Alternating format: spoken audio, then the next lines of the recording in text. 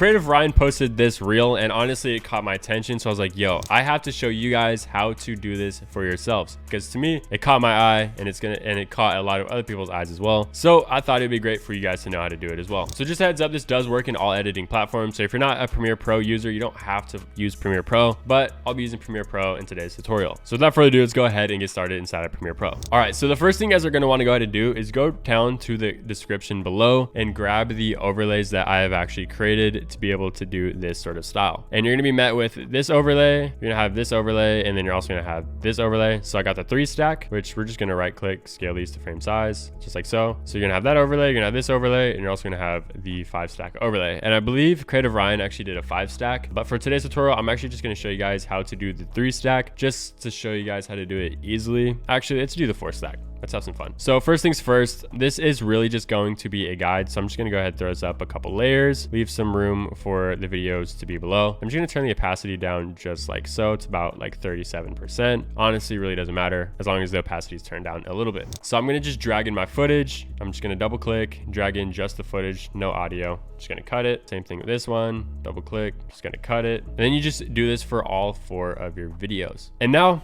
I'm gonna go and start throwing them into the right spaces. So this top layer I want to be in spot number 1 up here. So this Elgato Stream Deck, as you can see, I want this to be in the top sort of area. So I'm going to crop it to where I think it looks good. So we'll do something maybe like this. That looks all right to me. And then we're going to go to effects. We're going to go to crop, and technically you could use a mask for this, but personally I just found that the crop tool is just a lot easier. So I'm gonna go to crop bottom because we're cropping the bottom. As you can see, I'm gonna turn down this. When we start the crop from the bottom, you can see the bottom layer starts to peek out. So I'm gonna re-enable the guide, and then we're gonna match up the lines with the guide. So just like so, maybe 45%, oh, 43. Let's do 43.5, just like so. And that's close enough. It's not perfect, but you guys kind of get the general gist.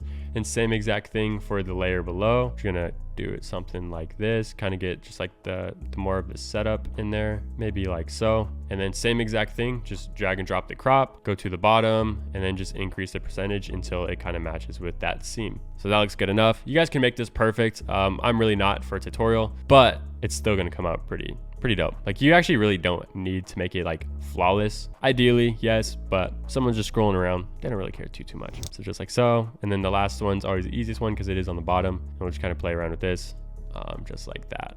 And now I'm gonna go ahead and just get rid of the actual guide. I'm just gonna disable it. You guys can delete it, whatever you guys want to do. And then you just go in, color grade all of your footage, make it look pretty, make it look good, and then you're good to go. You just render it, and then that's that. So that is it for today's tutorial. If you guys learned something new, please leave a like, comment, and subscribe. Thank you guys so much for watching and all of your support. It really does mean a lot. If you guys want to reach out to me, please feel free to follow me on Instagram. That is where I really spend most of my personal time, like communicating and interacting with you guys. So again, follow me on my Instagram. Link will be down in the description below. Again, the Takeover store is down there too. But anyways, that is it. Thank you guys so much for watching. Remember, take action, take over. I'll see you guys in the next one.